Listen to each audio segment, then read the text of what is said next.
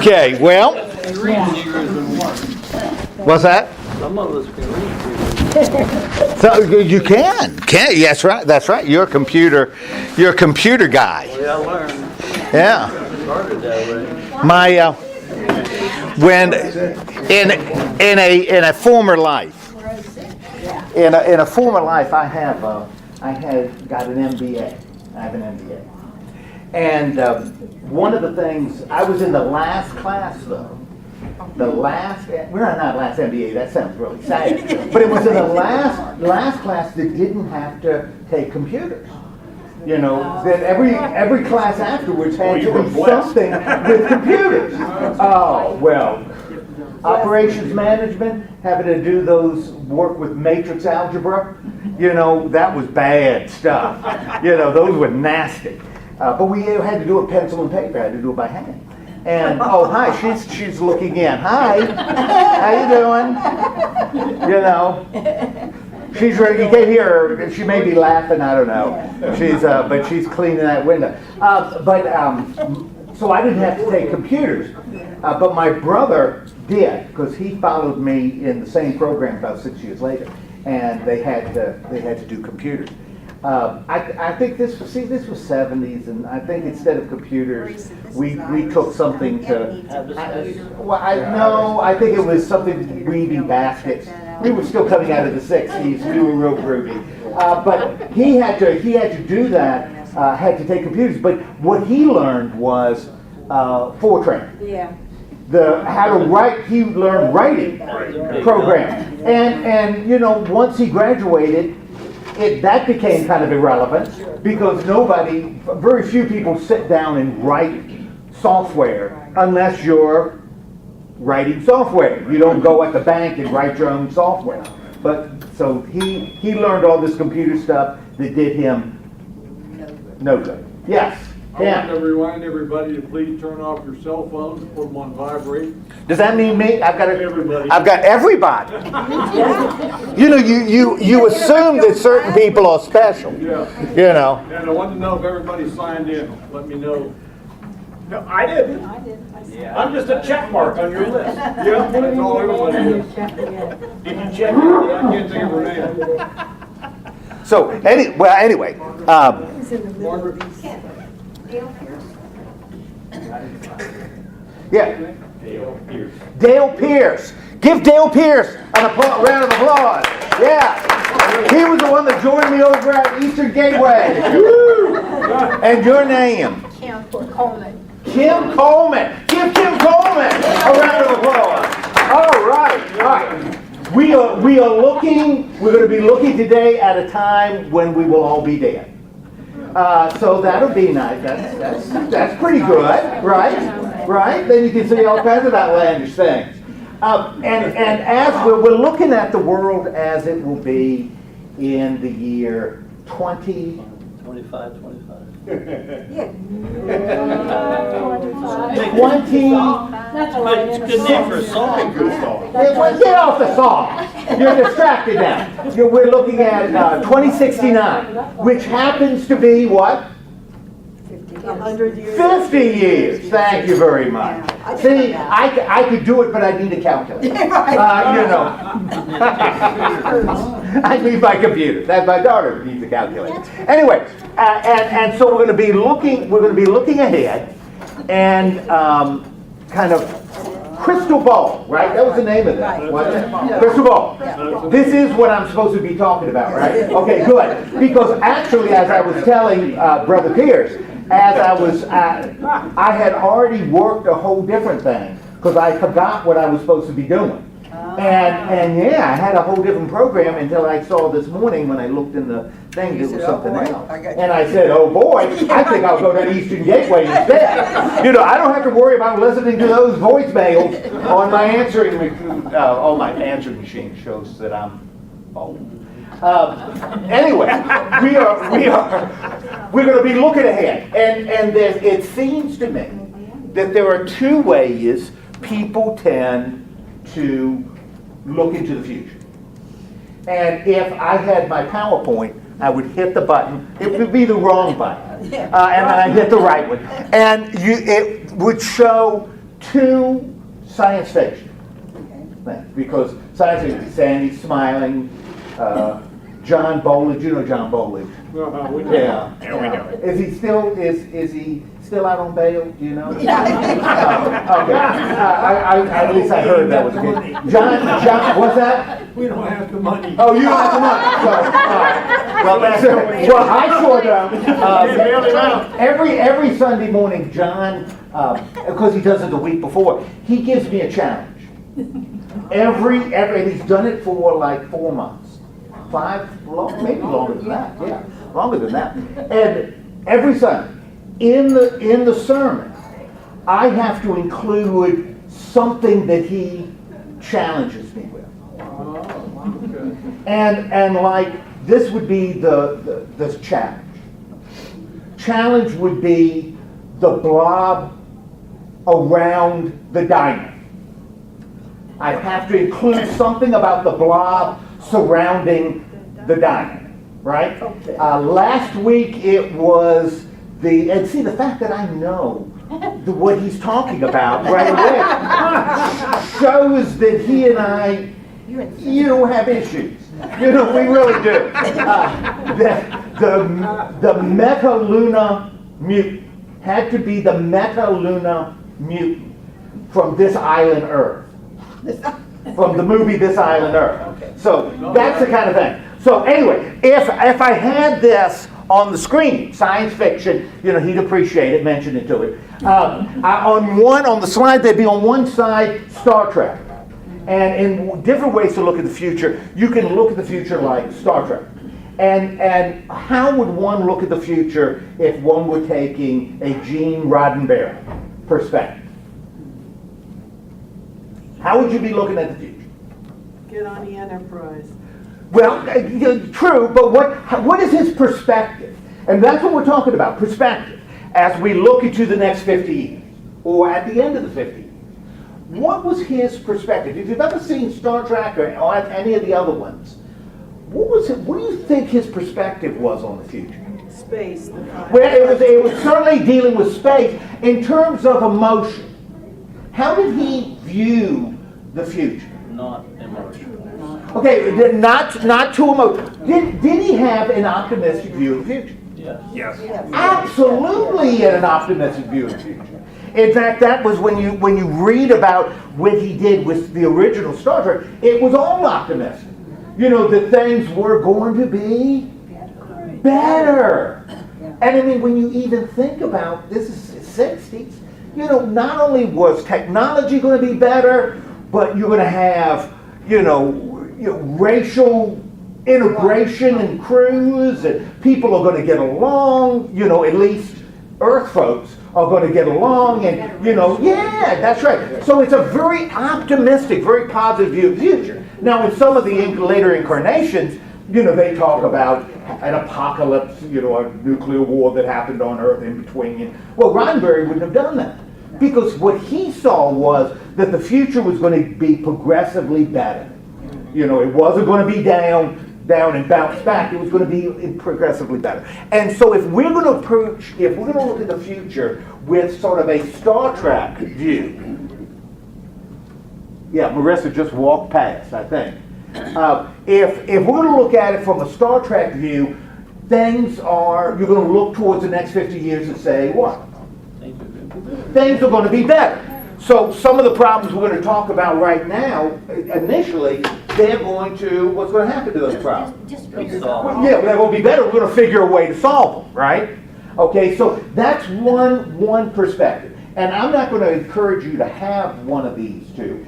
Man, you already do. And people that love your loved ones already know it. Because, if you complain about, future's ugly, then they already know you got a negative view of the future. And that's all. I mean, if that's your view, that's okay. That's your business, not mine. And that was on the other side, I had Mad Max. Because Mad Max has another view of the future. What's the view of the future for Mad Max? Bad. Of course, there could have been a lot of ones over there. It's bad. What's going to happen in the future? killing. Oh, killing and disorder and the problems you got are never going to be solved and it's going to be awful, right? You know, things are going to be worse then than they are now. And things now are worse than they were yesterday. You know, so we're kind of on the side of a mountain, snow in a snowball going downhill. So it's going to get worse and worse and worse. Now again, if that's your perspective, go with it. You know, I'm not asking you to change it. That's going to influence what we're going to talk about here. So if your view is an optimistic view, you know, that's what we talk about right at the beginning, and then later when we look at the future, your perspective is going to be very, very different. Okay? All right. So I broke this up, and now I've got to look at, because I do have the slides. Good thing you brought See them right back. here. Look at that. Look at that. Aren't they pretty? Isn't that pretty? That's paper. Yeah. It's pictures on Purple. paper. Yeah, that's really nice. We're gonna look at the United States in 2019 with some different aspects, and then the world 2019. We're going to look at the environment in 2019, and we're going to look at technology 2019, because we've got to know where we are before we kind of project forward. Because a lot of where we are is going to determine where we end up. So, if we look at the United States in the year 2019, demographically, what does demographic mean? It's a breakup of the. What kind of people? Yeah, what kind of people? So, two good Greek words. Demos means people, and graphic means study. So, demographics, study of people. So, when we look at demographics, we're looking at the makeup, right? And what would be included in demographics? Different races. Okay, we'd look at different races, we'd be looking at Lifestyles. different lifestyles, we'd look at different religions, we'd look at a different characteristics. Yeah. Okay. Now, ethnicity, that's right. All right, if we're going to be doing that, how would you describe the demographics of the United States in 2019? A mixture. Okay, in 2019, give me the demographics here in the United States in a nutshell. It's beginning What's that? to change. Okay, we're beginning to change, so we see change. You look at a continuum, a trend. Right. We are trending towards change, right? Big Okay, and in what ways are we trending towards change? change. Culture-wise, it's becoming more of a mixture of mainly Spanish. Okay, so we're becoming a more mixed society, Yeah. particularly Hispanic. You know, so there's more and more Hispanic now. Okay, what else can you tell me about demographics? The demographics you would assume are present now. We are becoming, but what group is still in the majority? The baby The white Anglo-Saxon. Yeah, white Anglo. Let's broaden that a little bit. Let's say European. You know, we are European. Still have a majority in the United States. Okay, so majority. So that would be one factor in demographic. What would be the other? So ethnically, we're becoming more diverse, but there's still, you know, that European majority, heritage majority. Okay, what else? Cities as opposed to the. Okay, where you're living, are you living in country, are you living in cities? Now, if you look at the trends, we have been moving towards what? Cities. We're moving towards cities. So we're moving towards becoming more ethnically diverse. We're moving towards living in cities. Good. What else? You're moving towards more of the coast. Okay, we're moving more towards the coast. Middle land. Okay, where the cities are. And why would that be? Just out of curiosity. Why do you think tend to be moving towards the coast or accumulating in cities? That's where the jobs are. The middle of the country is all agriculture. And that's, Okay. And different weather patterns. Okay, changing weather patterns, different incomes. Reality is, as technology advances, to do farming you need fewer and fewer hands. You need fewer and fewer people. Okay, so we've got that happening. What else would be included in like demographics? You know, we're doing census. This sort of census stuff. You know, what questions would they ask if they visited you? Your political views. Well, census, they probably Maybe shouldn't. not. They shouldn't ask you on the census, are you a Democrat or Republican? No. But what would they ask? They ask God what you're in. Okay, they'd ask about income. We'll talk about economics in just a little bit, but that's an important one. What else? Education. Members of the household have Education. education. Now, if we're talking about members of the household, we're moving in what direction? Moving towards less. Less, okay? And if we're moving towards less, that also gives us a kind of indication of something else demographically. If we're moving to fewer people in households, we are probably also doing what? Less That's birth true. rate. What's that? So, I heard three things at the same time. Less We don't, birth rate. Okay, a lower birth rate, which means what else? we don't replace ourselves. We don't replace ourselves. We're becoming an older population. So the age is higher. That's also, yeah, and I'm looking at you kids, you can't identify with that. I was talking to a nurse, gosh, it was a couple of weeks ago, and we were talking about, changes. And one of the ones that I know I've seen, it wasn't a nurse, it was something else. It impacted her, though, in kind of a special way, her organization. And I know it's impacted church a lot. We have people who are living a long time. It's big when you were a kid. Geez Louise, and I'm taking it to my profession, but it applies to all. When I was a kid, people by the time they hit my age, they were old, right? And what were they starting to do? They die. Thank you very much. They give you something good to think about it later. Okay, but they were. I mean, why else would they put retirement? Set at retirement. What, at 62, 63? Because you figure half of them are going to be gone before you get there. They're not putting that there to be benevolent. So people are dying, and if they aren't dying, what are they doing? Dodging around. Well, they're taking steps back, right? Because they're not as active. I love old movies. Remember those old movies, people with heart problems? Yeah. What did the doctors advise people with heart problems? Rest. Rest!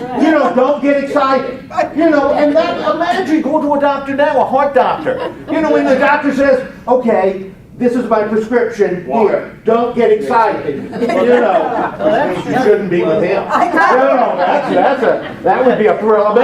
That's partially right, because they stay out of stress. That's true, but they're not giving, they don't have any other medication. I mean, that's what you're telling them. Just don't stress yourself. Well, that's good advice, but geez, I'm taking a pill for blood pressure every day. Wonder why. They weren't, yeah. So we're back to my profession. I don't want to get into that. Okay, so the Democrat, we're becoming older, but we're also the older people are becoming more, are staying active long enough. When I was a kid, like I said, people would step back when they're in their mid-60s, give up leadership positions, because now's the twilight of their life. And they're going to just let it go, and let other people take charge. And so people in their 30s took leadership roles in the church. Now, is that happening? No. People in their 80s are still holding on to leadership, holding on. And therefore, people in their 30s will what? Just have to wait until they're 50, and then they can, when this really changes things dramatically. Okay, what else? If we're talking about demographic factors, and we've got all kinds of trends. If we're looking at things like political factors, what are some of where are we now, and what has got us to this point?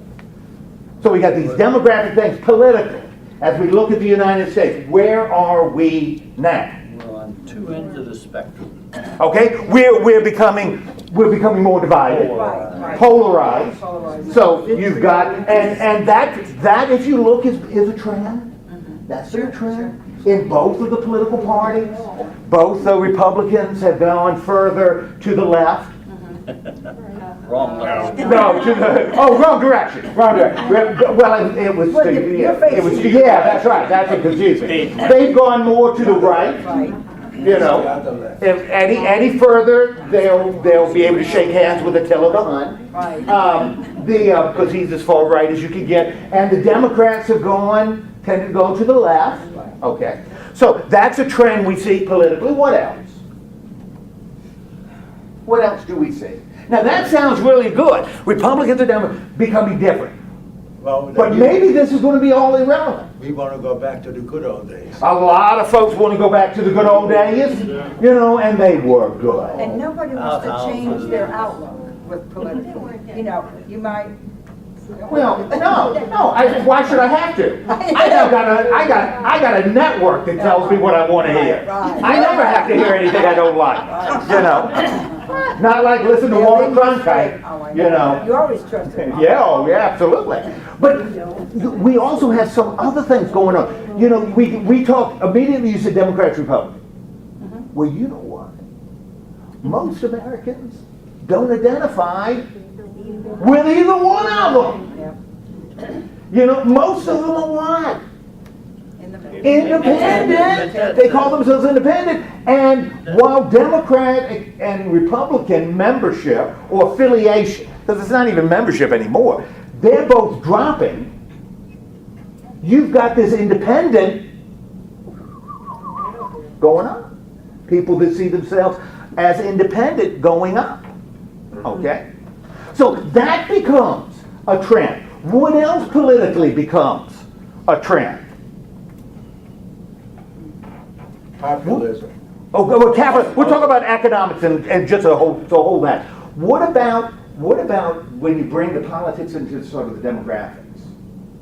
How do you see political differences by age? And all of a sudden, you don't have any. How do you see it by age?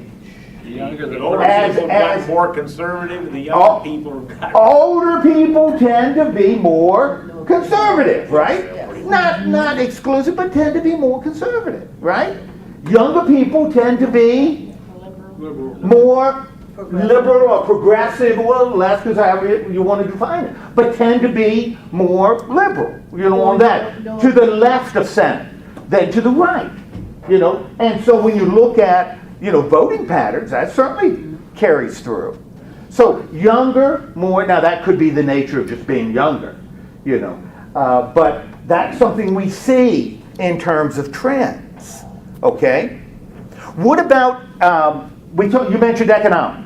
What about economic? Where are we economically now? Both? Okay, we talked about, we got capitalism, but we also got a healthy bunch of socialism. When we talked about that the last week, when we talked about capitalism and socialism, why do we have that balance? Why do we have that balance between, and the balance goes like this in the United States. Well, It doesn't go like this, it goes like It's this. supposed to go like that. Yeah, it kind of goes like that. Well, why do we do that? You need checks and balances to work. We work with checks and balances. You know why I think we do it? It's like paddling a canoe.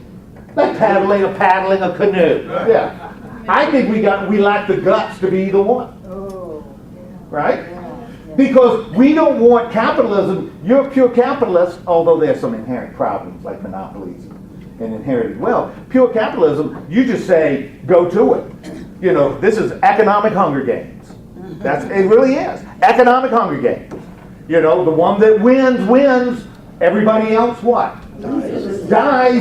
And what, as soon as you get out of the Hunger Games, you go into the next Hunger Games. You know, go into another one. Because that's what it is. It's survival of the fittest. It's good Darwinism, you know, good Spencer philosophy, you know.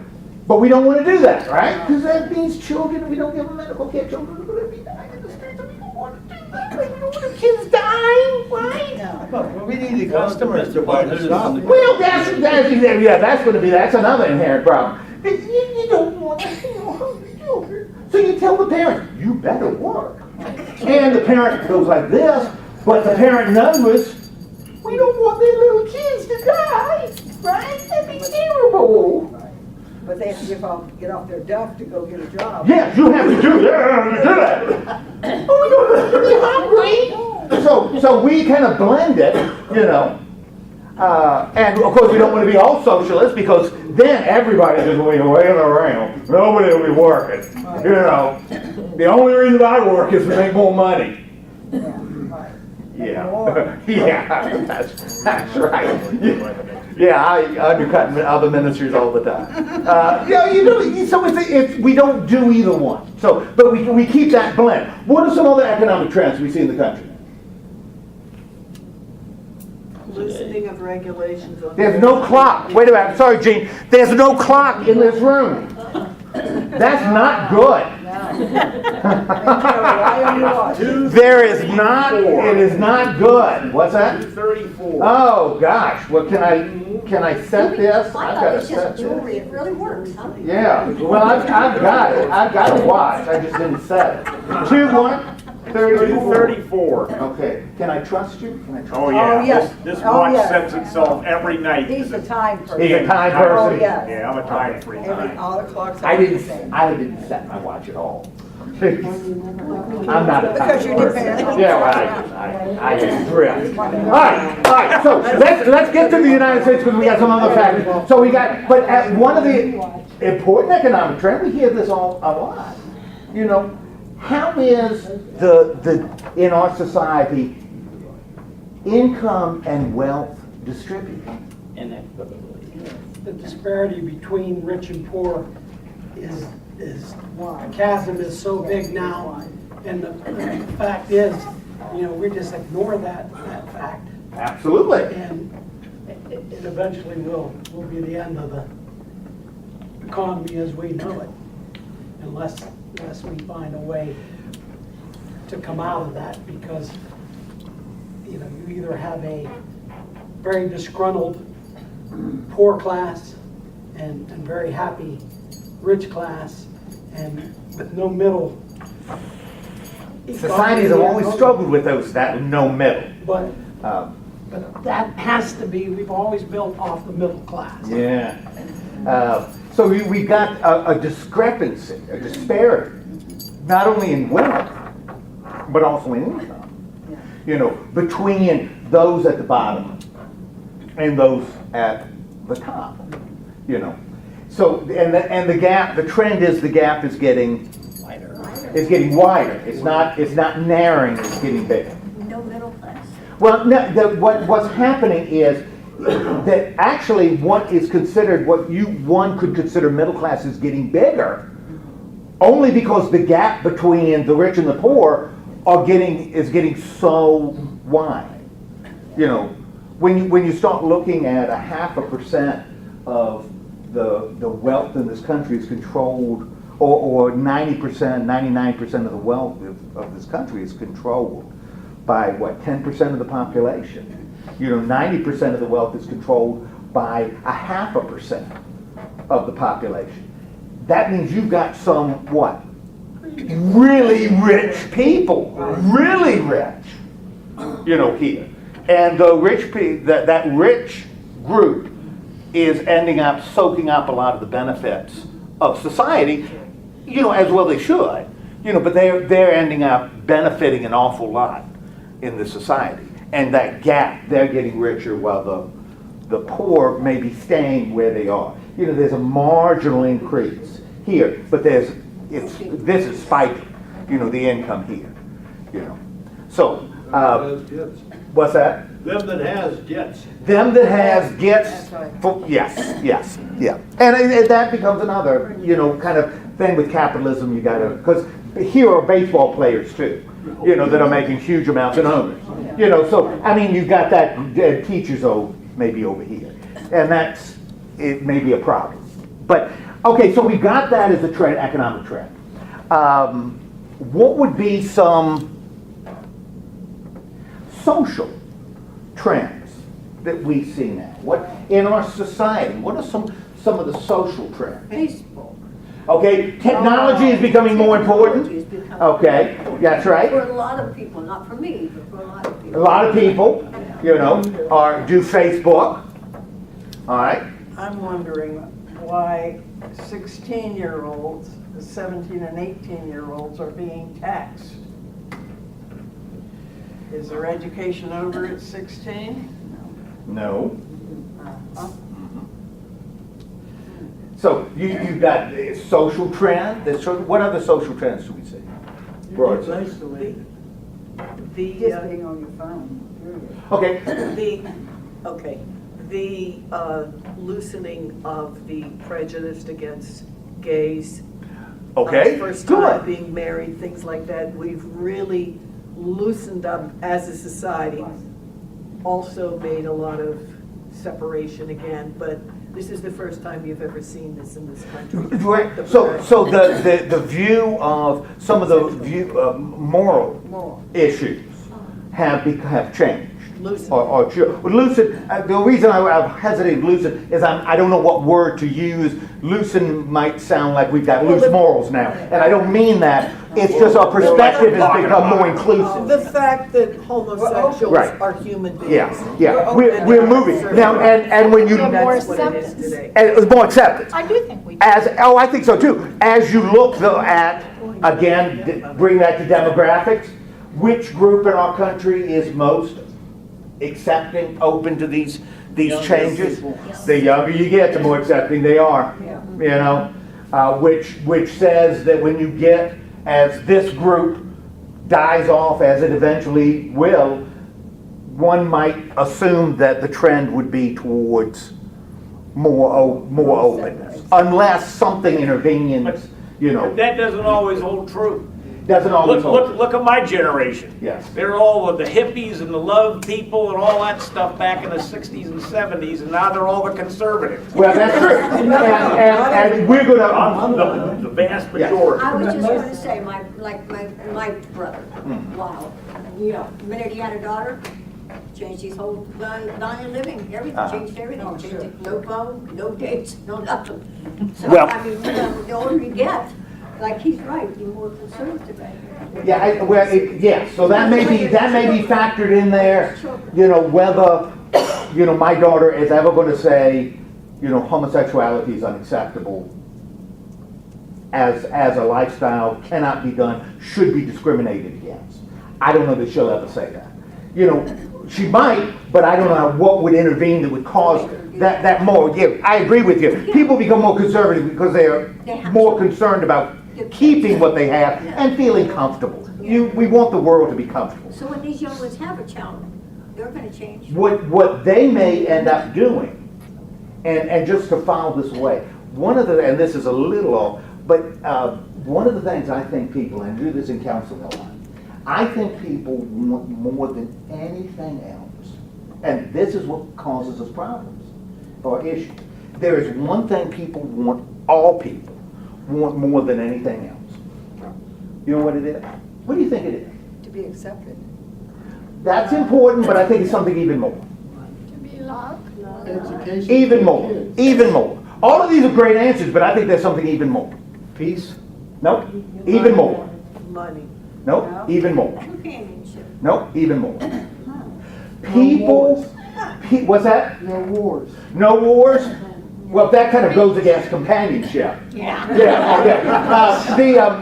No, I believe people want to be comfortable more than anything else in the world. And what does comfort mean? Have enough money. You're comfortable in your own skin. What comfort means is you know what to expect. You know what to expect. I want a predictable world.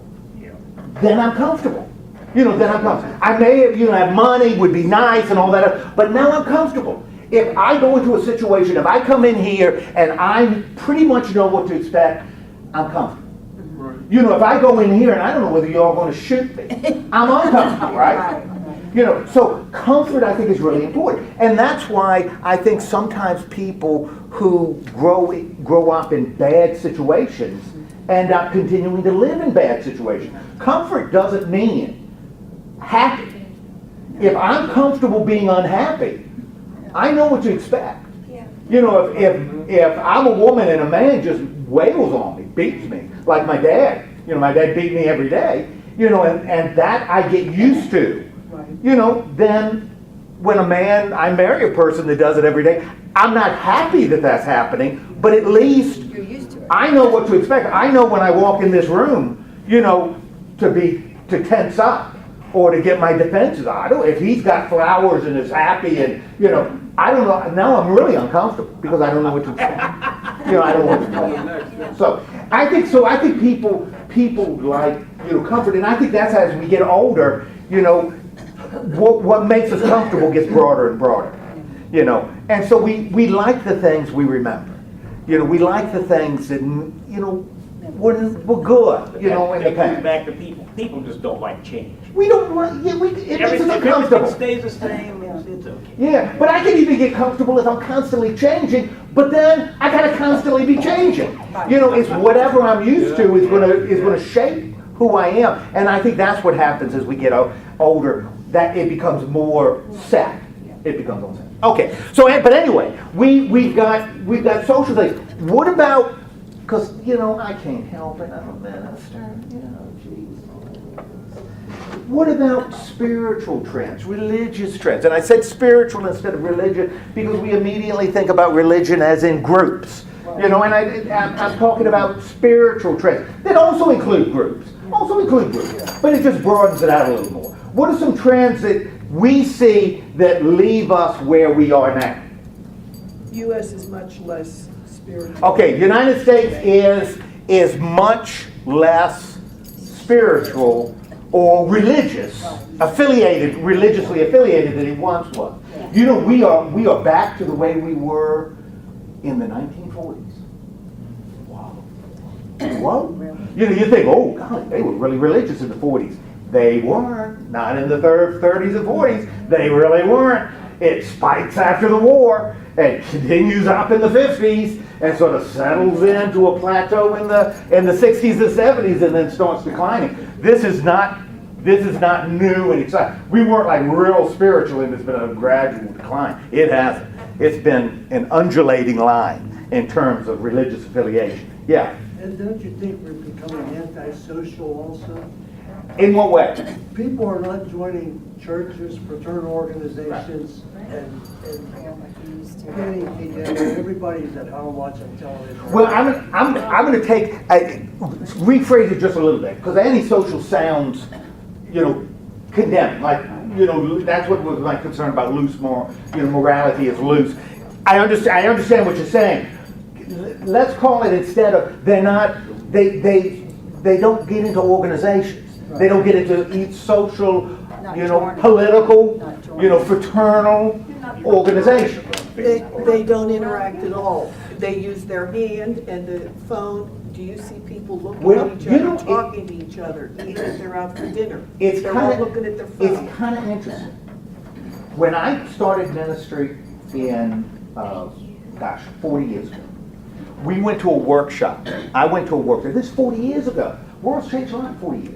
Went to a workshop. I was in Montana, North Dakota, and what the guy was going to teach us, because none of us live in North Dakota and Montana, because people that leave North Dakota and Montana, they don't come back. They're gone.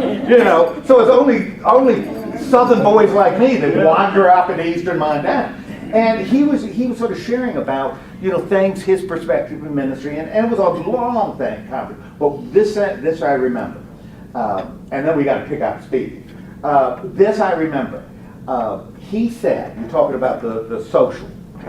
He said, now, when houses were built back in this was the 80s, I would say. So if it was built in the 40s, what could you almost guarantee would be on the front of your house?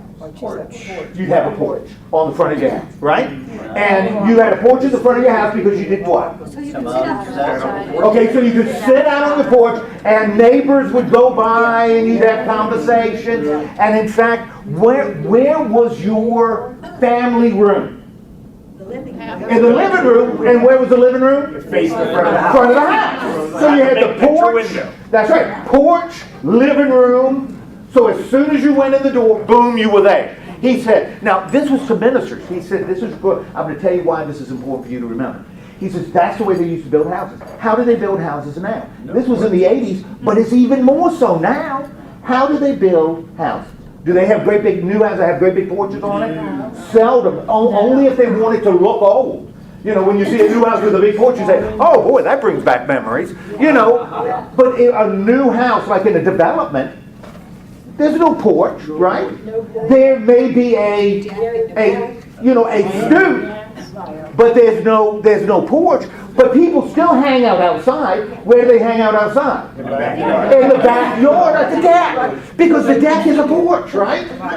Only the difference is, when you're on the front porch, you saw people going by. If you build a deck, half the time, what do you build around the yard? A privacy fence. Because you don't want to see people. You don't want to see your next door neighbor. He may want to talk, and you don't want to talk. Okay, think about houses. Family rooms used to be in the front of the house. Where are the family rooms now? As far away from the front door as you can get.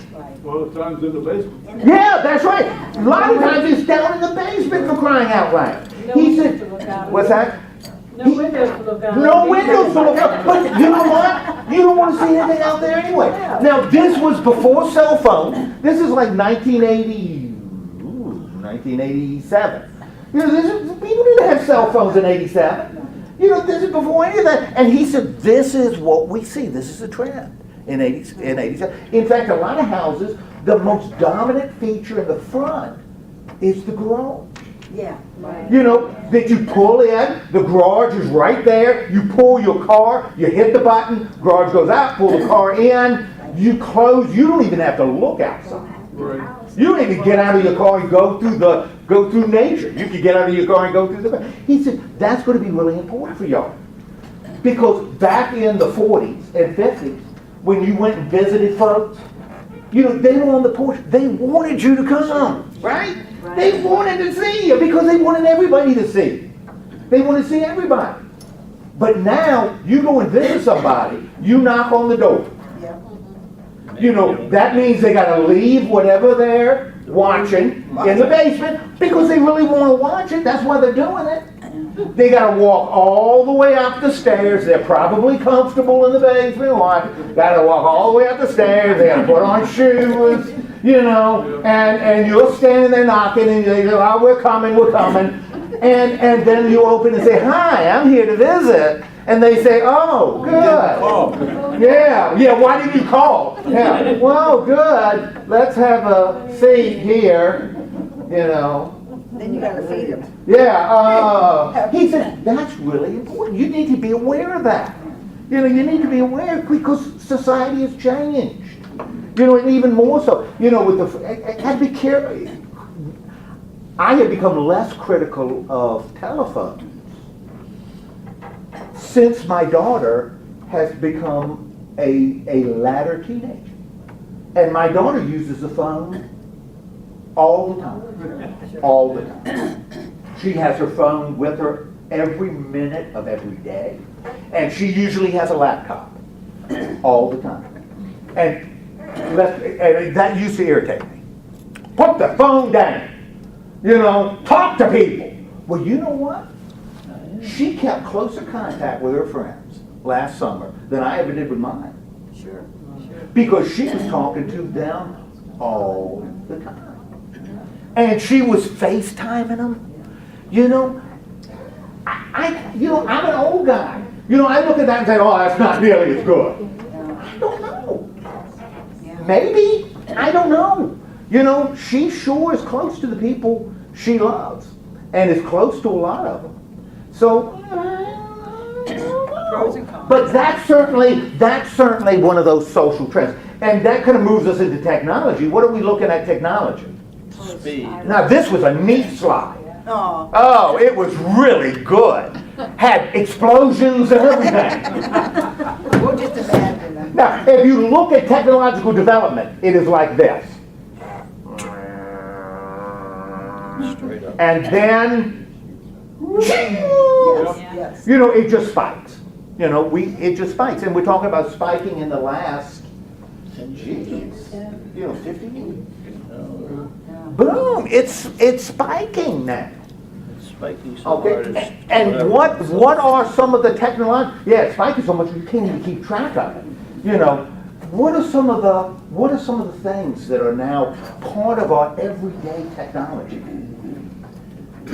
Well, a phone that has more power than what launched the Apollo, Absolutely. you know, astronauts. It was a miracle they got there with what they had. Yeah.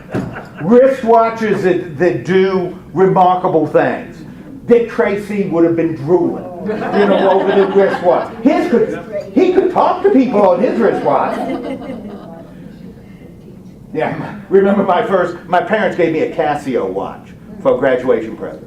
It was this big, and it had a red screen. It was red and had, you know, red light. And in the sun, you couldn't see it. It was impossible to see it. But it sat this big, you know. It was an awful watch. But I mean, it costed like $200. Every question answered. Every question is. Every I question. mean, Yeah, I mean- you're talking and it's like, oh, let me look that up. Yeah, I mean, Oh, yeah, encyclopedias are like a thing of the past. Who needs one? Oh, speaking of that, if anybody wants to buy a set of encyclopedias,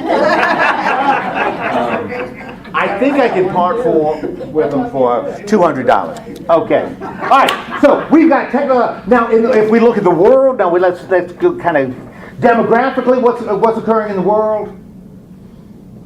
The same thing like over here. Same thing. The rich are getting richer. And the poor Well, are getting economically, bigger. certainly you get this discrepancy. As we look at the entire world and the people that cover the world, you know, what is happening demographically? Is it the same? We would look at the United States and say, well, these are pretty much the same. We're an aging population. Europe may be aging a little faster, but we're an aging population. Same thing in Japan too. What's that? Japan. Too. Is that typical all over the world? Yeah, it's homogenizing. China. Well, homogenizing, but you know the fastest growing continent? Africa. Africa. By far, the fastest growing continent is Africa. That's why I read an article a few years ago that said that the language of the future, the dominant language, English has been the dominant language for a long time, but the dominant language of the future, this writer, and I don't know what he's writing on, I don't know, wasn't going to be English. Probably Chinese. Wasn't going to be Chinese. Was going to be French. French. Because so much of Africa speaks French. So much of Africa speaks French. That's going to be the language. So I told my daughter, learn French. You know, which she. That's a trend. We've got Africa growing, which means the population in Africa, if the population's increasing, is probably what? Compared to the United States, North America, and Europe. The population is probably younger. A younger population, you know, How in many of them are Africa. surviving? You know, more and more because the technology is doing what? It's spiking. And even though they're not enjoying that spike like we are in the West, the spike is still influencing them. You know, they're still participating. Yeah, but You know, historically, they're not real benign. I mean, they seem to eat their own. What, in the African countries? Well, we're just talking about demographics. Politically, what's happening in the world? Populism. Yeah, populism now, you know, it was socialism then, you know, we kind of go through waves, nationalism. Nationalism. Yeah. But we still got the mixture of everything. Okay. What about economics? Now, economics might be really interesting. What's happening economically in the world? Oddly enough, it's happening in the world, not happening here. Or we're kind of resisting, or have started to resist. Something called Socialism. globalization. Globalization. What is globalization? World trade. We're more alike than we used to. Well, more like One community. It's a community. that the Earth is like one community. If I want to buy a television set, You can go to Japan, buy it. I mean, I don't look at who made it at Walmart. You know, I don't check the manufacturer, you know, because stuff comes from everywhere, right? Like 3 companies that make Yeah, TVs. and if somebody can do it cheaper than sort of the capitalist dream, if somebody can do it cheaper and more efficiently than we do, then what? We should buy it from them. You know, duh, we shouldn't slap on a tariff. That's anti-capitalist. We should buy it from them, and figure out what we can do. You know, we shouldn't make their prices higher so that we can be competitive in a sort of a skewed competition. That's not capitalism. Yeah, that's some good socialism, but it's not capitalism. But You they know. don't pay their workers in China and all these places like that we can. You know, Yeah, that's here right. You can't hire somebody for $5 an hour or 5 cents an hour or something. All I can say to that is, whack, Whack. whack. Okay. So you've got globalization going on, right? Okay. What else? What is happening? So we got this political change. We've got some economic things. Environment. We're gonna look at the environment after we take the break in the future. Where are we now environmentally? We're starting to become more aware of what we're doing to the environment. Okay, the trend is we become more sensitive to the environment. You know, Lord have mercy, what they were dumping in rivers before. We're more sensitive to the environment. What else environmental? Yeah, that's been going on for 50 years. Well, that's a trend. And We're part of looking the at trend. government wants to reverse that. That's right. We're in a kind of a blip where there are folks who want to go back to an earlier time It wants of back environmental to the regulation. good old days. Good old. You know, to the comfortable days. Yeah, Yeah. comfortable days. Still, right. still Where the get away with the rain. river was on Okay, fire. good. That was one of the things I got. Yeah. Is deforestation Yeah. is a genuine problem. It's deforested. You know, rainforest. Why is that a bad thing? Deforesting the rainforest? Makes oxygen. Because those little monkeys don't have any place to play. Yeah. Yeah. Yeah, we lose the oxygen. Well, that's just a small thing. It doesn't matter because what else is happening? We got something called global warming. And whether it's caused by humans or whether it's not caused by humans is irrelevant. Well, no, that's not true. It's relevant in that if it's caused by humans can change it. But humans can also change it if it's caused by nature. But we are experiencing global warming. How do we know for sure we're experiencing global warming? Now, this is a hard question. How do we know it for sure? We've been keeping records for. Yeah, the temperature is going up. Duh. Yeah, right. You know, average temperatures are going up. You know, you can't say, oh, I don't believe in global warming. Well, good for you. You know, have a nice time. Enjoy living on a flat earth. You know, it's just because you believe it doesn't make it true. The ocean temperatures are going You know. Doesn't it go up before the next ice age anyway? Well, the temperature, as you look at environmental trends, it's going up. Now, there's good reason to think that human beings are causing it, you know, but even if they're not, temperatures are going up, which means what? Could mean a lot of Oceans are getting. Yes, Cities are oceans, going ice is melting. under the water. Means I won't have to go to Florida for a winter. You will be able to buy oceanfront property in Arizona soon. You know, and you'll be enjoying that wonderful beach in Tennessee before you know it. You know, that's just the way it is. It just is the way it is. The climate is changing. We also, let's see, I've got climate, technology. Well, we've already kind of talked about technology, you know, but we just talked about technology in terms of, like, the phone. What else is happening in that broader view of science and technology? Artificial intelligence. Artificial intelligence, you know, Robotics. which makes me very nervous because artificial Have intelligence. a preacher. Yeah, that's exactly right. And I know they've already passed me. You know, it's something like, why did men keep control of society for so long? You know, good gracious. Once it's gone, we knew we'd never get it back. Women are much smarter than men on their best day. You're seeing robots doing surgeries. Yes, robotics is changing. I'm glad you mentioned medicine because medicine is changing. Why do you? in that same conversation I was saying before, telling you about before, about people living longer, one of the things we were saying in the conversation is in the past, and I'm talking about even in my lifetime past. Be able to change biology. Yeah, we can change biology. How did people usually die 50 years ago? Heart attack, pneumonia, people got sick, died. You know, boom, heart attack, gone. Because there wasn't the medical. That's right. Got pneumonia, gone. You know, gone. Got You an know- infection, Got infection, yeah. no penicillin. No penicillin, you know, gone. You're dead. Welcome to the choir triumphant. You know? Now, we can treat a lot of stuff. People don't often just keel over. Death is now and it's a process. It's a journey. You know, because if you, and I'm sure there are some cancer survivors in here, you know, if you're a cancer survivor, it is a journey. You know, it really is. And you know, Alzheimer's is a journey. A bad journey. Yeah. But it's a journey. Death is a process, it's not an event anymore.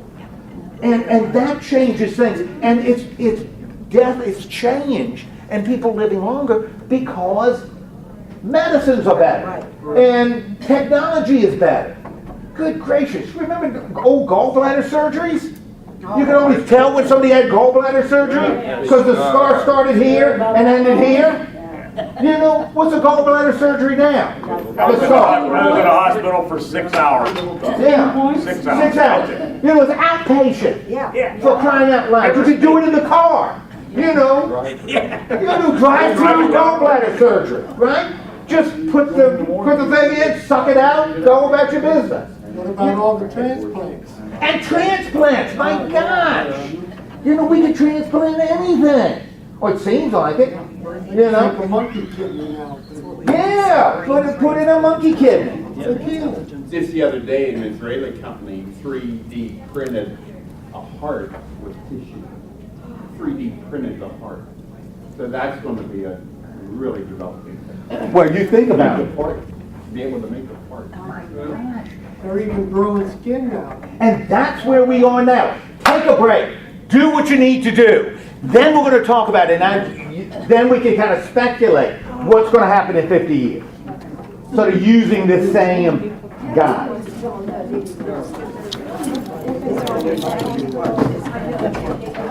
What's that? Oh, it has. No, but I mean, we invented everything, so what more can come? From the one spectrum. And the other is, like, we're talking about skin grafting, all this other stuff you can do with the computer. And now you're turning beyond that and just keep going down. I look at the firm. I look at the early firm. There were people that were right early on. I was a long time. I didn't get a firm until, yeah, I didn't get a firm until I came here, and this was like 2007. So, you know, firms have been around for a while. And that was fine. But I get this phone, and I'm looking at it, and I'm thinking, it cannot be better. It cannot be better. Gravity cannot be better. And then the next phone. And then better. And then it cannot be better. This is as good. And working on computer. Jeez, it cannot be better.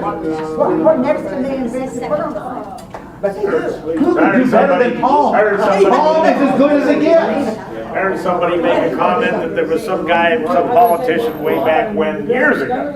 He said, we're going to abolish the patent department because everything that could possibly have been invented has been invented. Just no use for the government to have a patent department.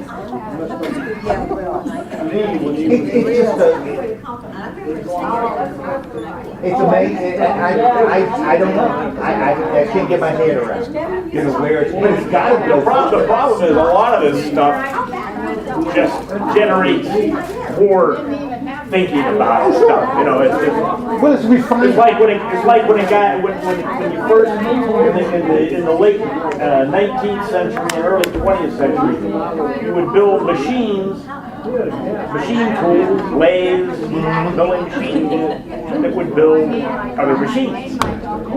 It's like a self-propagating thing. And that's going to continue and become more and more sophisticated.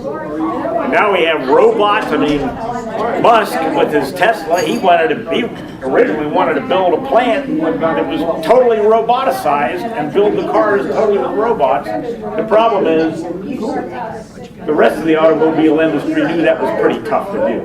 And Musk eventually said, you know, it turns out that building cars with robots, or just building cars, period, is pretty hard. That's pretty hard to do, and maybe we're not there yet. Yeah, but it'll get there. Well, we're real close. I mean, those things there, they're built 90% by robots.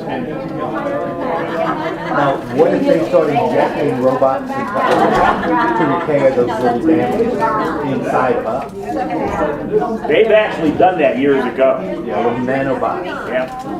You know, They just need to develop it. just have to refine it. You know, just have to refine it. But once they do it, I mean, it's already amazing that they can stick a catheter. It used to be you had to go in your groin. Now they can do it in your wrist. Go up here. Go into your heart. Look around, inject some dye, find out where they get a blockage here.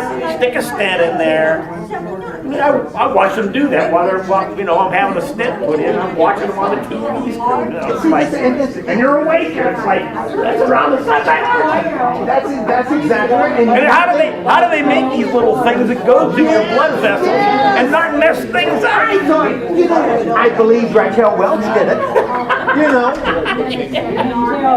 You know, they were able to shrink her down. Yeah. But you know, the idea that you had to shrink people in a little ship to do it. Yeah. You know, now. That was even more than Honey, I Shrunk the Kids. Oh yeah, but I mean, the idea that would be the advance, more like the communication deal in Star Trek. They're using radio. They're using radio. Yeah. You know, they have a computer, they're on a starship, they can beam people around, but they're still using radio. The fact of the matter is, people don't understand that your cell phone is a handheld radio. It's a handheld everything. Yeah, but it's the way it communicates with other people is by radio frequency. People don't. I think I forget who it was. There was some scientist or computer person that said that a sufficiently advanced technology was indistinguishable from Yeah, that's really astute. That's right. That is exactly right. When you get it, so it's really wild. Nobody, because you think there's very many people who really know everything about how that works?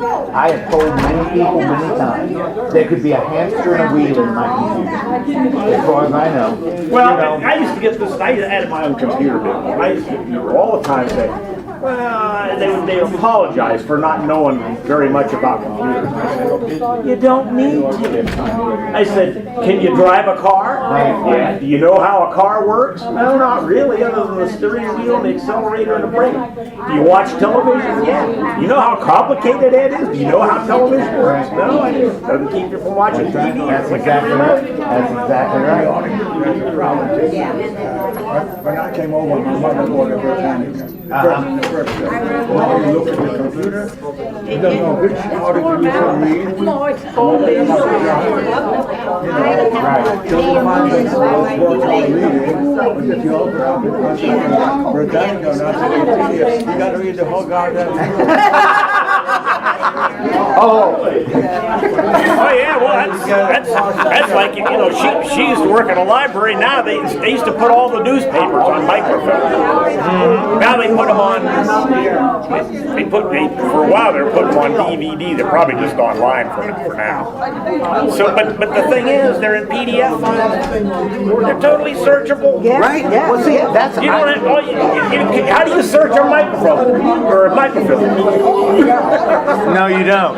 You use that Dewey Decibel system to get a book. You know what? Your mind gets so fast, your eyes get so fast, your brain is but I remember doing it in college. Microfiche. oh yeah. Oh, I remember. And I thought you did research. You went to one book and You didn't know any different. well, that's what I was told. You know, I got a library in my office. It's amazing. A good theological amazing how library. that I don't use it. It's amazing how that technology went because I used to do computer work at automobile dealers. In the old days, they would look up parts of these catalogs of parts of and then they went to microfiche. And then they went to CD. And then they just went to the internet. And then they just plug into the And you can internet. look it up in seconds. Yeah, Or you can just buy all your car parts on Amazon. and I can't say that that's bad. How can I say that that's bad? You know, that somehow it was better. You know, when we had to look down stuff like that. Okay, we talked. Okay, we know where we are. Does everybody know where we are? I don't know where We're in the Totino room. We're in the Totino room. Memphis. I was unlike where I was at Eastern Gateway. When did you go tomorrow? I'm at Eastern Gateway tomorrow. Yeah. Okay. Tuesday and Thursday, the classes are here. Did you? Not Wednesday. You know, Tuesday and Thursday. you're inferring that I listen to when people talk to me. You're right. Yeah. Okay. Now we got it. All right. Yeah. All right. So we have established the base. Let's expand into go into the future. Yes. Okay. I want you to close your eyes right now. Some of you aren't playing the game. John Barnhart's not playing the game. Okay, good. Now, Don't wake me up, I'm in Florida. all right, you're in Florida. Okay. You better hold on. Somebody. It's gonna be underwater. All right, open your eyes. Somebody, yeah, oh, good. I was afraid somebody was going to have to shake hands because I think Joe's gone. Okay. All right, now we are 50 years in the future. It is doubtful that any of us are here. It is doubtful that any of us are here. But that's okay. Our relatives are spending our money. You know, probably has been spent. Our money has been spent. Okay. If we look at the United States, it's project 50 years. So we're talking about the year 2069. What do you think the demographics are going to look like in the United States? White Europeans in the minority. In You have a 2060? wall built in the southern border. No, he's Mexicans going are going to stop us from going over there. Yeah. Okay, that's right.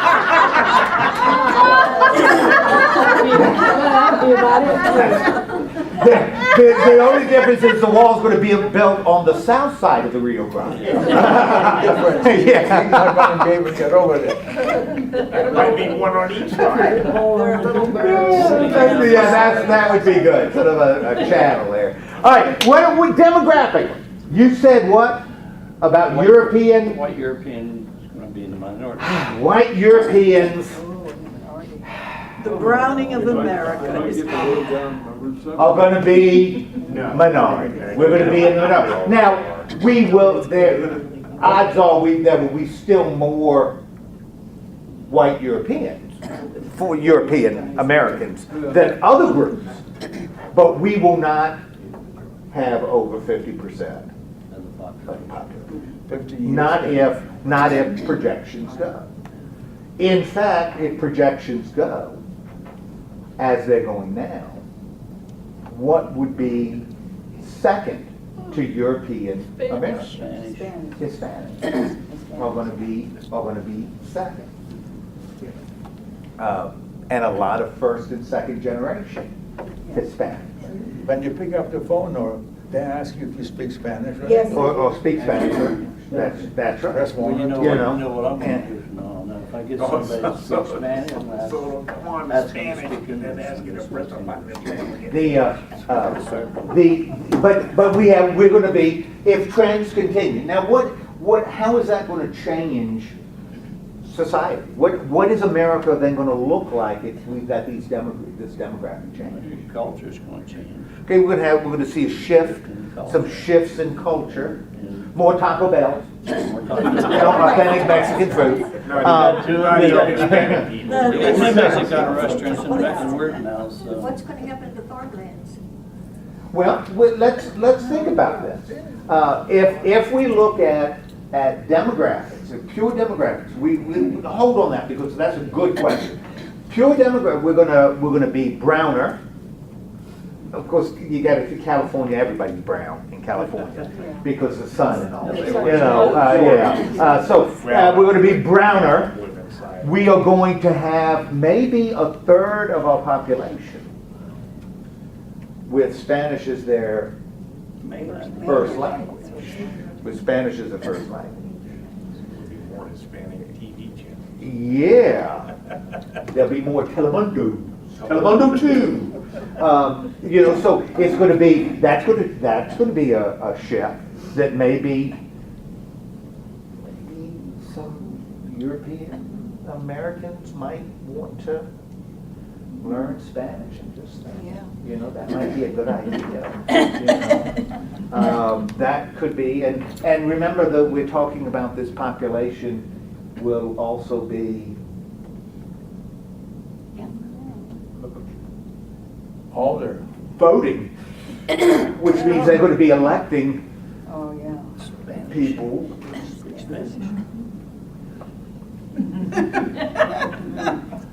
Can't get it out.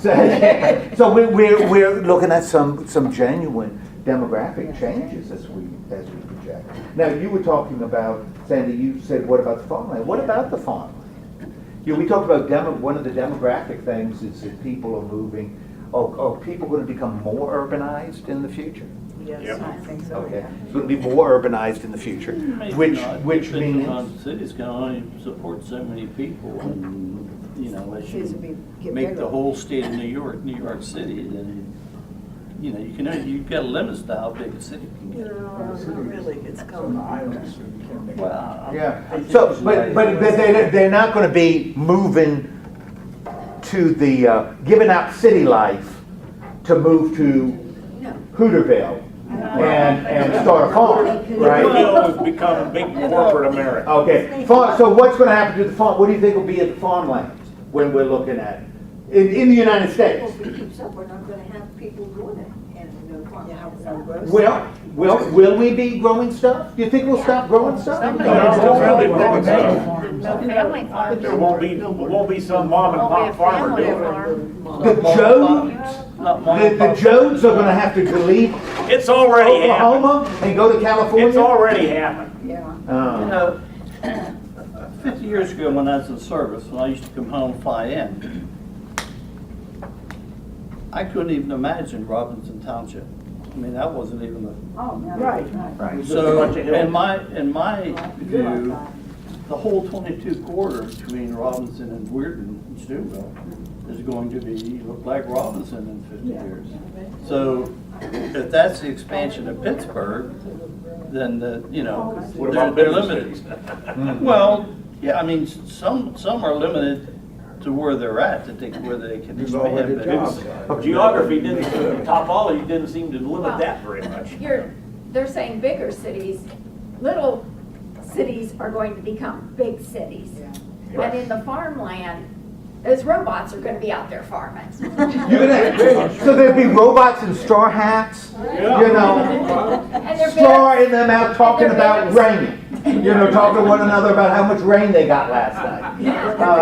All right, so which is technology we may see a lot of technological changes when we're looking at farms. So they're still producing food, but not with necessarily with human hands. What about the population?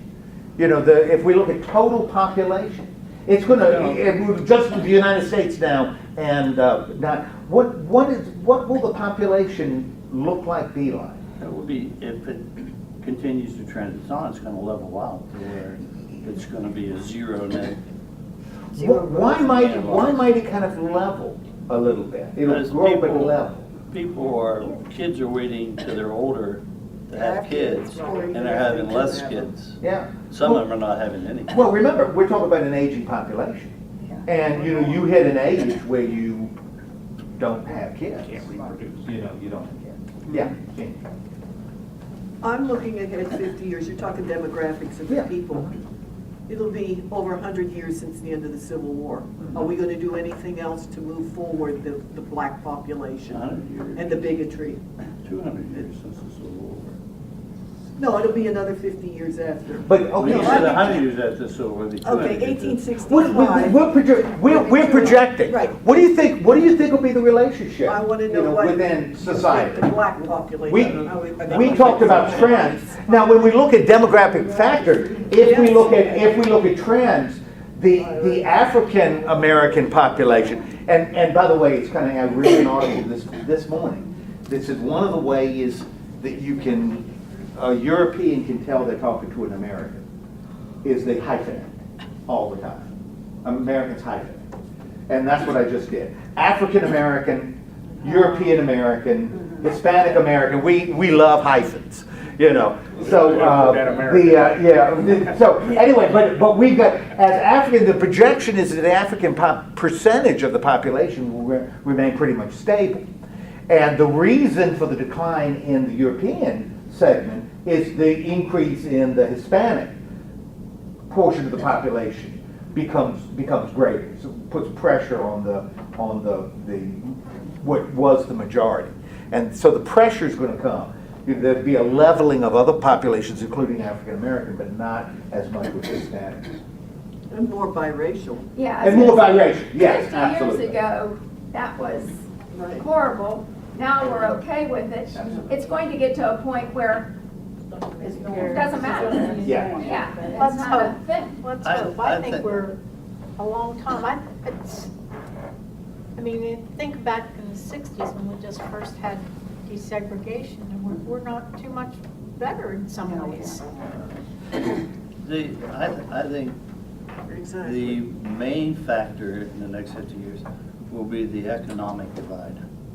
If it continues to grow amongst that 1% and the other 99%, there's going to be big problems in the country. Maybe there'll be a correction in that 50 years. Well, it depends on how that correction takes place. You mentioned one of the things with the racial issue. One of the things a couple of things I found, well, three things I'm going to share with you a little bit. When I saw on Disney an interracial couple, I knew society was to change. An interracial couple. And they weren't the interracial couple. It was just, High School Musical, which my daughter watched over and over again. At the end, and it wasn't, whoa, what a surprise, building, and then an after-school special about how they deal with the rejection. It was just given. Girl thought boy cute. Girl chases boy. Boy does what boys do. And he responds as best he can.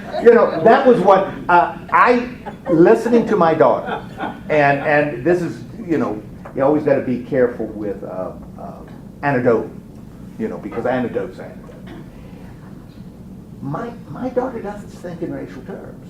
She really doesn't. And it amazes me. My kids are in their 40s and they don't think it. I was having a conversation with my dad, and my dad's just turned 85, and we were talking about race and stuff, and he said, Ed, you may be the last generation. I may be the last generation where race is a huge issue. I hope Is an so, issue. because I still That I may see be. it. Well, that he said I may be the last generation. But let me explain what I'm getting. When I am aware. I grew up in the South. I'm aware of race all the time. I am aware of it all the time. Now I compensate, but I'm aware of it.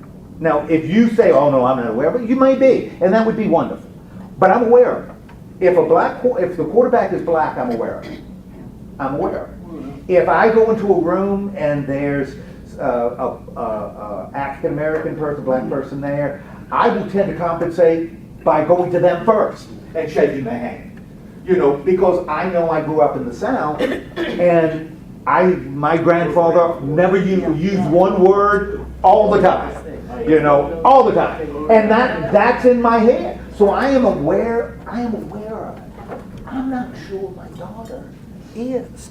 And the only concern I have, and this is an honest concern, and I may be dead wrong, I don't know that I want her to be aware. Right. And what scares me is if it's we're back to, white, black.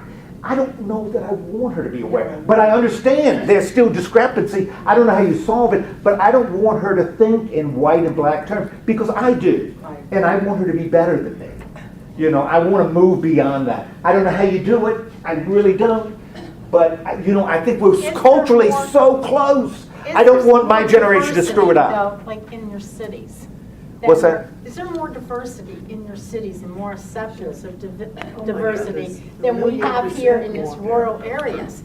You know where I saw the most? I've lived in big cities.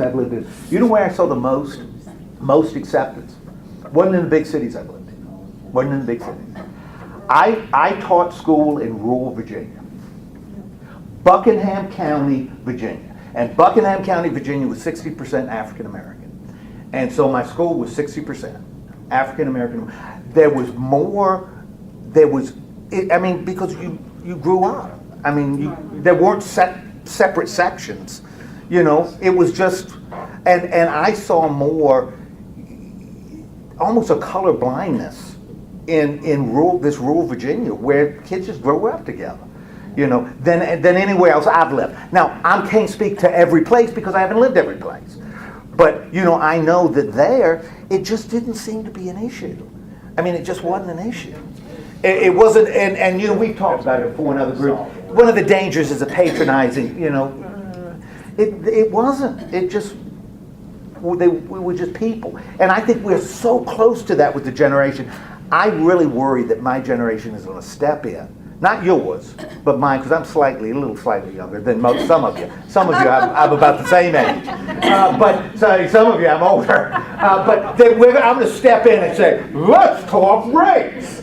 And, all of a sudden my daughter's saying, race? Oh, okay, I'm white, now we're back to, something. I don't know what to do. Yeah, I think it's incremental, because I think my daughter doesn't really think about race, but she's somewhat aware of it. But her daughter, she's got all kids of all kinds of races. Now, economics, she's aware of. My daughter's aware of economics, and culture she's aware of. Yeah. But, she just doesn't seem to be aware of that. Or, she's not stupid. When she was little, she used to say, children with dark skin. He has dark skin. Mm-hmm. Well, duh, that's a good way to describe it. There's light skin, there's ruddy skin. We certainly didn't accept, we in our house accepted everybody with gingers. We never accepted anybody with red hair. So other than people because we all know about them. But other than, we're okay. Joni? Oh, did you have red hair? Did you have red hair when you were younger? No. Okay, good. I did. You did? Still got it. With more diversity, projecting out 50 years, that comfort level you talked about before will start to increase. Yes. And we won't have an issue with another black president. Yes. And we will not have another issue with a woman president. God forbid. That's what the climate is now. God forbid we have a woman president. You said it earlier, a lot of them are smartest people in the world. I hope you're right.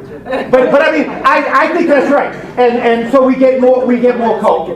Yeah. To add on what she says about more diversity, your corporations, at least where I worked with Highmark, they are even training you on diversity because they are the culture and the College company. campuses have classes. You start freshman year, you're going to take a diversity Well, class at college. the fact that 60% of the people in medical school are female, that's going to be diversity. When you look for a doctor, that's diversity. Yeah. And it isn't just black and white. Right. You remember Second World War, a gentleman brought home a Japanese wife. Or Korean. And I said, we brought a Korean woman home. Yeah. We were, Absolutely. So it's only not only black. You look in the country now, you got Filipino, you got Absolutely. Absolutely. Oriental, everything. And Hispanic is, we're kind of struggling with Hispanic a little bit now. Back in 1960, I graduated from high school. The president of my senior class was black. I mean, he was no doubt black. And it was a small town, there was like 36,000. And the blacks lived on the other side of the track. Yeah, that's how I could describe. You go across the bridge, that's in the black community. So in 50 years, do you see brown for the country? Well, what do you think? I'm asking y'all. What do you, there's a browning. A little more brown. A little more brown. We're only talking about 50 years. 50 years We're now. only talking about 50 years. You know, hopefully my daughter's alive in 50 years. So, you know, that's, yeah, maybe a little more brown. What about, if we look at the entire world, what would we be looking at in terms of world population? I don't know if we're going to stabilize or not. I mean, if it keeps on going, we're going to be out of space. Yeah, what about the world population? We've got areas that are where population growth is leveling, like Europe and North America. We've got other places where it isn't leveling. Yeah. You're talking 50 years. Okay, take Mumbai. It's probably going to be underwater. What are you going to do with all of these people because climate change to me is the number one in anything. We don't have an Earth. It doesn't matter. Where are you going to put all these feet? You have to build another wall. All of these huge cities and the huge populations, dirt poor, no money, no resources, nowhere to go. What is going to be?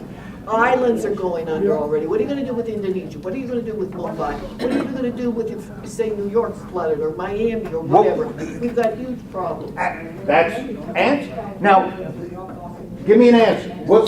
If we look at environmental, what are we talking about?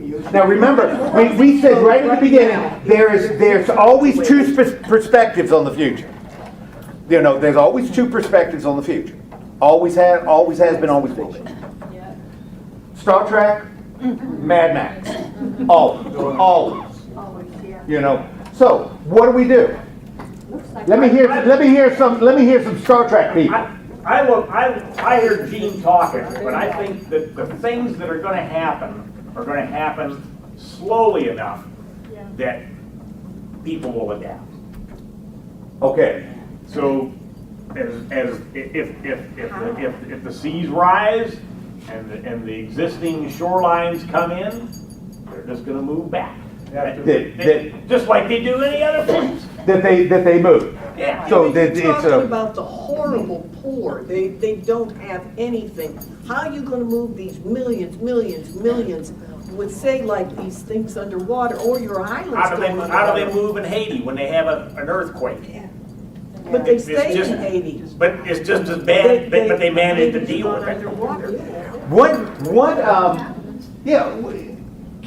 Let me hear some other. It isn't like you let me wake hear up some other Star Trek. Seas 10 feet deeper. It isn't going to happen. Well, generations now, and the way technology's going, these young kids, 10, 12 years old, they're going to leap at this Star Trek idea. So they're going to adjust really quickly. Well, you know, the question is, are there solutions? The Dutch. The Dutch? And that's not a modern solution at all. That's right. They've been doing that for a couple of hundred years. New Orleans. I lived in New Orleans. They didn't do that. They didn't do that, but they built canals everywhere so they could live underwater. Yeah, that was a problem. Yeah. The Dutch with their dikes. Problem with the dikes. Right? Another 10, 15 years, we'll probably be living on the moon. Okay, that's something interesting too. If we're talking about 50 years, because I was reading projection, you know, the possibility of having, you know, although we said that 50 years ago, we were sure in 50 years we'd be on the moon. You know, we just, you know. Oh yeah, but 69 we were. After 69 we'd be in the moon before we know They it. got things now, they can build like Quonset huts and everything. People can live right on the moon. But the ride there will still be pretty expensive, so it'll be only the 1% can afford it. Yeah, wouldn't that be better if We'll send the 1% we send the 1% to the moon and the rest of us can kind of work out behind. And they could take, As long as they could do all their banking via the internet between there and Earth, and they could give us the money. that's what they, look, even better than that. They could take all the money with them and go to the moon, and then we'll just change currency. We'll just change, print more, okay, so we've got, talking with the world, so what else with the world is we're gonna see? We see a lot more people, more federations. Okay, more federations of people? Yeah. Okay. Do you think these federations are going to be democracies? Or are they going to be autocratic governments? Or what? What do you see as the future? They're What do going to you try to think? make a democracy. Okay, democracies? Yeah. Okay, representative democracy? Yeah, for Okay. everybody. For everybody. That's what they're trying to do now. Okay. It's gonna be ruled That's not tighter. gonna happen. What's that? It's gonna be ruled tighter. Okay, it's going to be. The government's they're gonna oversee everything. Now, see, that's very interesting, because what Sandy has suggested is a little different than what you are. Because Sandy is saying everybody will have a voice, everybody rule, and you're saying things are going to get a little tighter. Because there's a little more control. You can get rid of all these oligarchs and the money and all the different, you can't have democracy everywhere. You can't. It's not gonna work. So what are we gonna, what sort of things will we see in terms of technology? We'll be able to travel without leaving our house. We were talking about technology just a little bit. Travel without leaving your house? Oh, man. You better not let a fly get into your transporter. We all know what happens then, right? Yeah. You lose your chin, is what happens. Okay, so what tell me more. What are we gonna see in terms of technology? What do you think? Wait, what's that? Be like the Jetsons.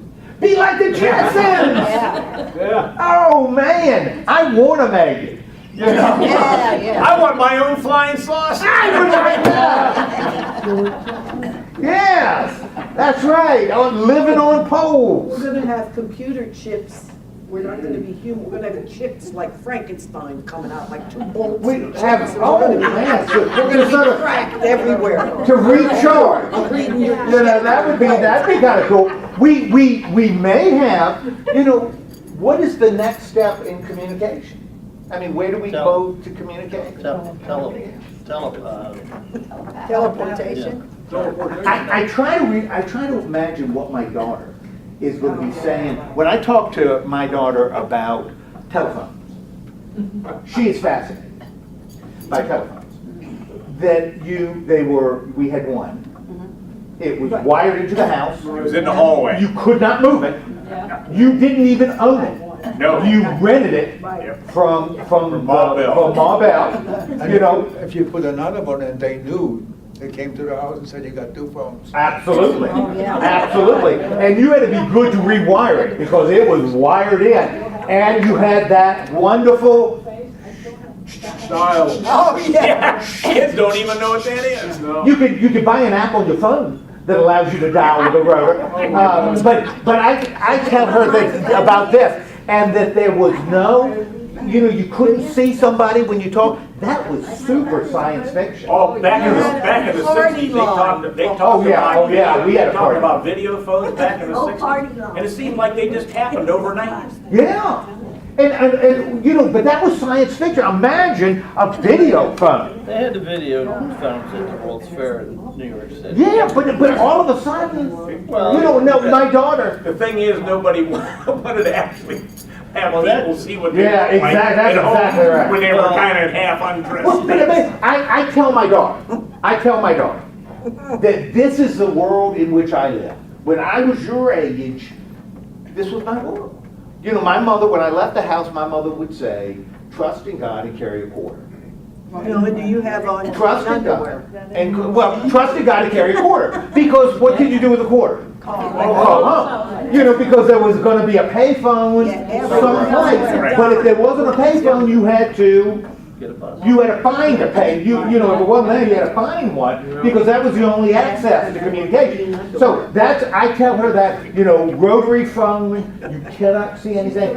the Encyclopedia Britannica, going to the library to do a paper, having to type it on a typewriter, and if you made a mistake, well, yeah, I agree. You had that film, that white thing that you shoved in there. Oh, that was the newer stuff. To type over. Well, it had that ink, and as you wrote papers, and I hated that one that had black and red. Because you always used the black a lot more than the red. And the red was like a waste of time. Yeah. But you had all the erasers that you, with the brush at the end, and you erased it, and until it went through the paper, and you got a hold of the paper, and you had to start over, and you... No, a lot of this stuff I think may happen someday, not in the next 50 years. I think what is danger of happening in the next 50 years is the government able to track you no matter where you're at or what you're doing. Yeah, pretty close to that. Well, last week I drove to McKeesport to do a wedding. That was the Russians doing I did it, by it. the way, I found that out. What's that? That was the Russians messing with our GPS systems. That did Oh, they got me, and I got lost. But that was I know that was my fault. I went to, and something knew every mile I drove. Because it was telling me exactly, it knew where I was, because it was telling me where I was supposed to go. Turn off GPS. 500 feet down there. Something knew. Yes, GPS. Yeah, the GPS. And I love it, but it knew where I was. And if it knew where I was, And you didn't know where. yeah, I didn't know where I was. Somebody else knew where I was. So where you've been too. Yeah, well, didn't know where I've been. That's exactly right. Yeah. I think that it's all going to just flow. If you think back, my grandmother was born in 1898. They didn't have a car. They went by horse. Then they got a car. By the time she died, she had watched a man land on the moon.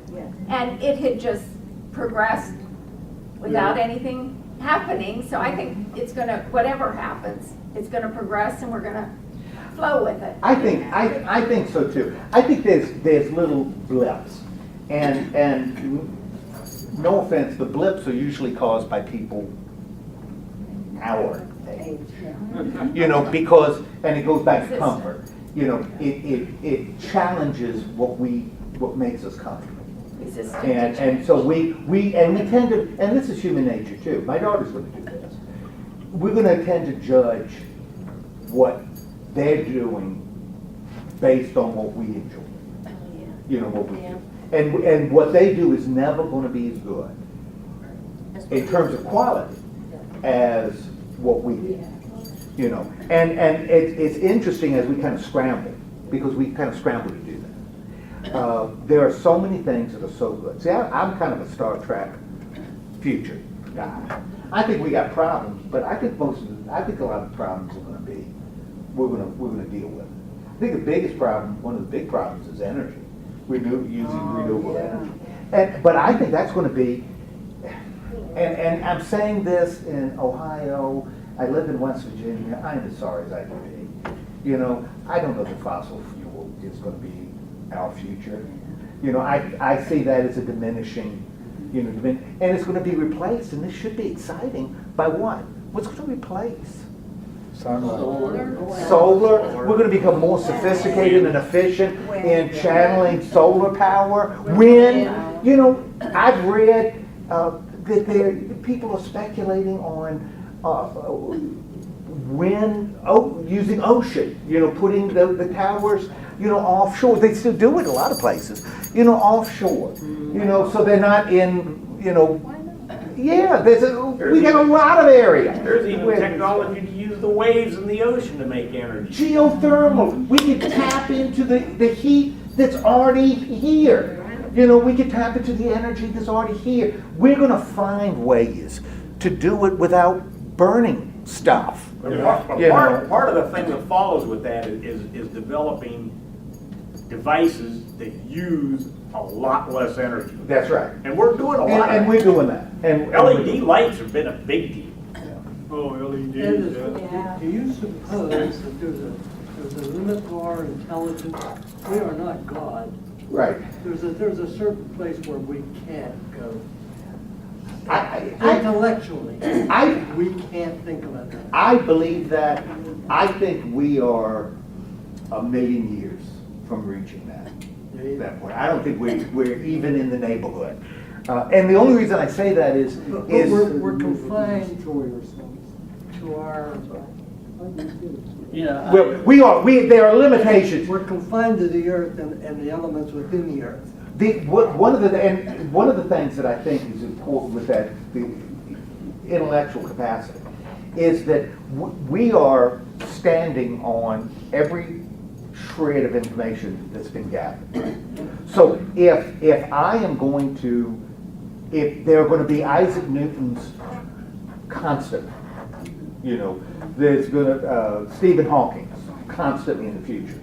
The difference is going to be Da Vinci's into the future. The difference is these future guys are going to be starting from a higher plane.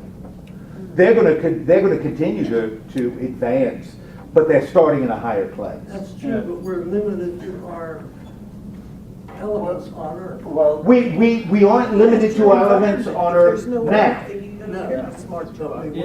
But will we be limited to our elements? Chip and we made this. Right. It's all earth bound. Well, remember too, every element on Earth is still here.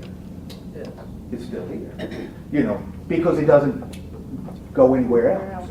It's here. It's just reworking. What we need to do is we need to investigate more thoroughly the laws of physics to understand how our world works.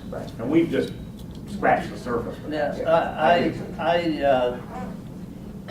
don't know how many people in here know, and I didn't think you'd be able to do this, but they photographed a black hole here in the last few years. So, Now, say you were limited, who would ever think you'd be able to photograph a black hole that's not supposed to be able to emit any light? You made with an earthly element. Now, but Bob, I heard you say something. I think man will destroy himself. And that's the danger. All the corporations, it's all computer. That's a The possibility. phones are all computer, and there's gonna be a big glitch. Nobody's gonna know what to do. They're gonna be so confused because then they gotta start thinking. That's the truth. If you got a computer, you We got that. We got that problem with airplanes. remember, I said earlier that I had a set of Encyclopedia Britannicas to sell. I don't think I'll sell them. I'll just settle. Yeah. Oh, I know you are, and I think Mine too. I think that's what we're looking at.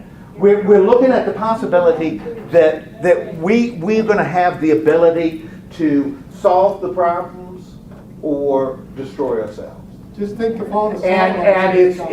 But that becomes our choice. There's not an inevitability to that. I think looking 50 years out, like we're talking about, that speed in which things will change is going to continue to decrease because of that higher level you're talking about. I agree. The thinkers starting to start out at. Once that happens, you have the ability to sort information so much quicker than anybody did back in the day. That those algorithms and everything that we come up with now are going to advance our technology leaps and bounds. Imagine, well, like I was telling you about my daughter on the phone, she's going to be talking to her daughter, and her daughter's going to say, "You mean you had a hold a phone? you had to hold it in your hand? It wasn't, in here somewhere. You actually had a hold. You push buttons. You didn't just think.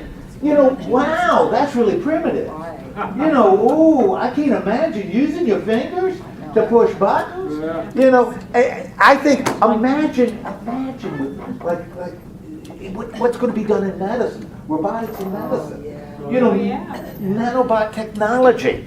You know, that there, and John, you and I have talked about it before, we may be looking 50 years, approaching a time when physically You're not gonna want to wear out. you don't wear out. You know, you don't wear out anymore.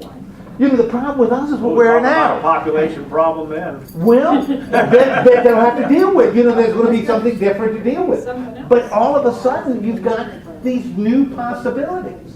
Now, like I said, that's Star Trek and Mad Max. Both are real.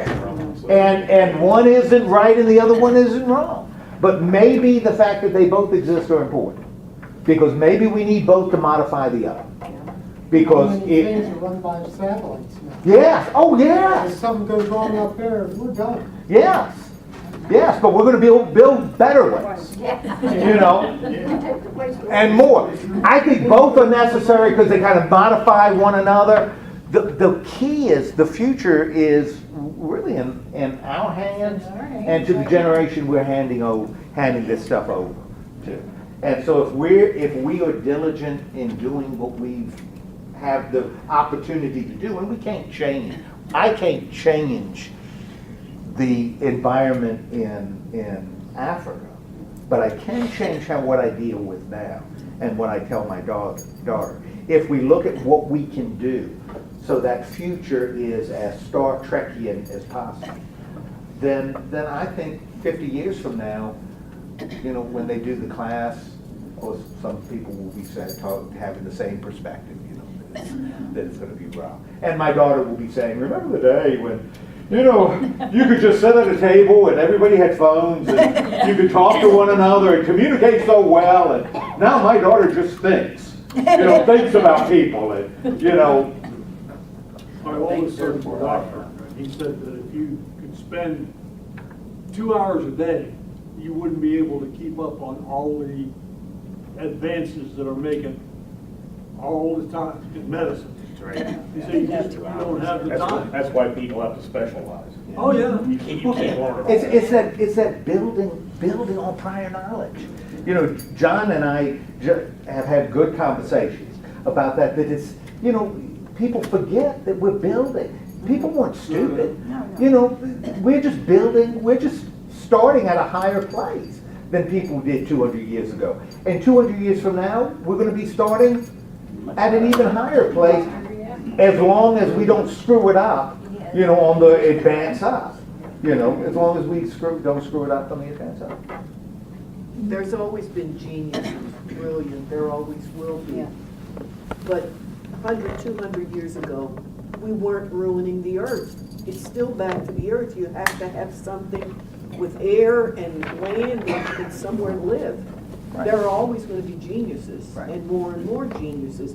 But this is a critical problem because and all these people, unless they're going to make fake lungs and fake bodies or whatever that you don't need oxygen, I mean, this is so crucial. Oh, absolutely. It doesn't matter how brilliant somebody is. One brilliant person can't change everybody ruining the earth right now. But maybe And all the scientists say it's so much more progressively worse than they even predicted. And so the option is to throw up our hands and say, no, we can't advance. Or... No, that's not what I'm saying. I'm saying it's so critical that it has to really be attacked. Yeah, I can't wait for 50 years. It needs to be 50 started years now. from now, you're still talking about, like I say, you're going to have everything underwater. Well, maybe. I don't know. I won't be there. But I know it's so much is the perspective we carry it. That's why Yeah. we're trying to buy up as much land as we can. I Because just we're looking at wonder the footprints. what our American population will be 50 years from now. Yeah. We'll have our own Yeah. resort. Because they're so, Yeah. Yeah, I don't. well, Well, and they're so I'm just thinking. Inculcated. And I already got, isolated. Well, the thing is, nobody is truly isolated. 'Cause I lived on a reservation, or close to a reservation. Everybody had satellite TVs when I was there, so nobody is isolated, you know, anymore. Okay, well, thank you very much for projecting into the, as a last thing, take a look at my program, my presentation. I will tell you though, I will upload a tape